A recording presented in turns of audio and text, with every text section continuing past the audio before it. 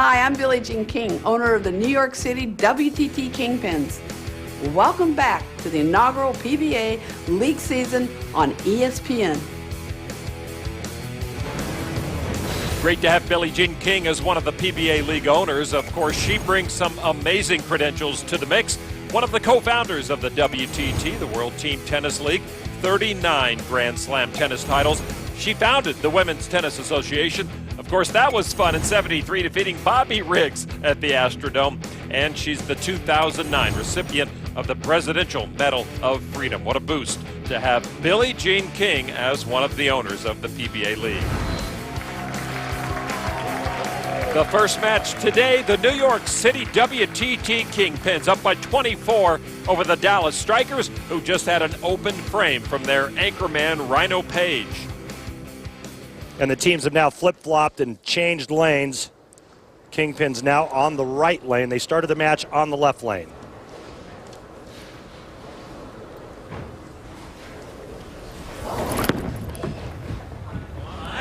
Zerbinski with the strike. Now it's hard to spell, but easy to pronounce. John Zerbinski. That kid's got serious game. And this man is no slouch either, Brian Smith. He may have only one PBA Tour title to his credit, but that title was a major. The 2003 USBC Masters, and Smith had to beat one of the very best to get it, none other than Walter Ray Williams Jr.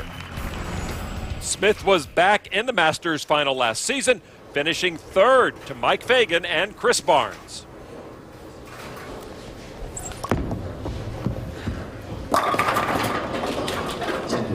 A little flat 10 on the left lane for Brian.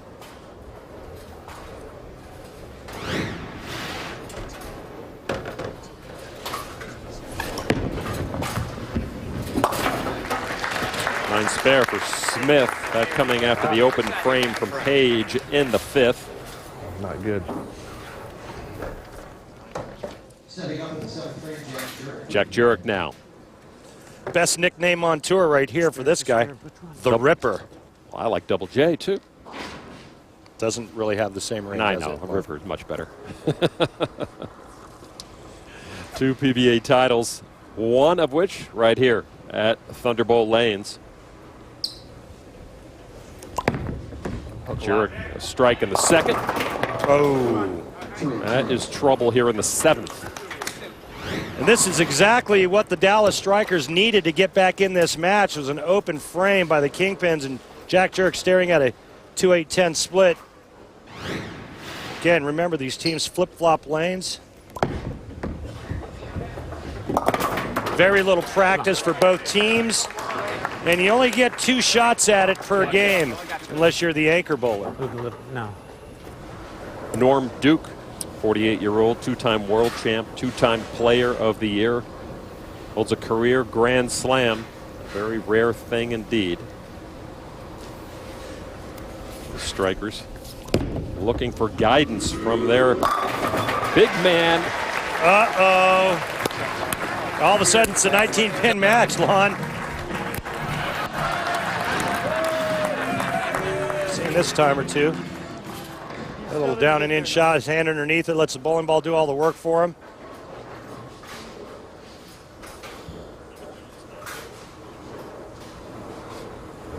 Oh, look at the air time. For the love of elevation. Jones with a 9 spare. And ugliness here in the 8th. Back-to-back players for the Kingpins, getting the ball a little right of target and the ball just hanging down lane. And right now in jeopardy of going back-to-back open frames. So not only are they having to wait between their frames that they're bowling, but when they come back, they're bowling on a different lane. Correct. It just makes it that much tougher in this Baker format. Try to make the best of a bad situation, and he does! TJ comes through. Oh, no big surprise for a former player of the year. Tommy Jones steps up and makes a great conversion here on the 1-2-4-6-10. That's just perfect. Strikers now. Amleto Monicelli. Had a strike in the third on the other side. Just about like that. Well, no, the first shot was worse. It was runaway Brooklyn. It tipped the 5-pin to the right. And this time, Amleto goes flush Brooklyn on the left for a huge double. And if you're sitting on the other side, you don't like to see that. Amleto and his teammates, they love it. Just doesn't get this ball far enough to the right. Rotation on that ball. But that's perfect if you like throwing them Brooklyn. Pete Weber now. Weber with a 9 spare in his fourth. Kingpins trying to hang on to their slim lead, and PDW comes through big time late here. Well, what's interesting is that Pete didn't like that shot off his hand and thought it was going to go high, and that ball just froze. And I think that's probably why the 2 shots prior to Pete's with Jones and Jurek went light. This is one of the greatest games physically I've ever seen in my entire life. Probably the best game ever. And Weber right now is feeling pretty good about that ball freezing right in front of the headpin. Now Chugs for the Strikers down by 9. Strike will take the lead for the Strikers, but Machuga cannot do it. Boy, and that was a huge shot for them because they could have struck out 9th and 10th frame and shut out the Kingpins. They could have shot 224. The best the Kingpins could have shot 223.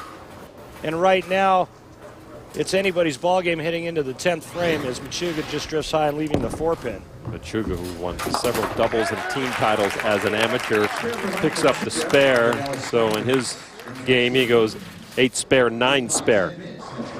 And now the anchorman on the floor. The heavy hitters are coming up to bat now, and Scott Norton pretty much put an end to this day for the Dallas Strikers. 2010, 2011 PBA Rookie of the Year, Scott Norton. Striking 6. There's the strike. And 1 strike and 6 is all he needed. He's got half of it now, and 6 shouldn't be a problem. That is huge, and that's a huge relief to Norton now with that smile on his face for that strong left-hander. Has a law practice in Southern California, and a pro bowler coming off his 2nd title at the World Series of Bowling in Las Vegas. He needs 6. He got 10. He'll get another shot at it, but that will do it. And the New York City WTT Kingpins will move through. And no surprise why Scott is bowling in the anchor position. Up next on the stepladder, the hometown team, Jerome Bettis' Motown Muscle. Can they knock down the Kingpins? Find out as the PBA League continues.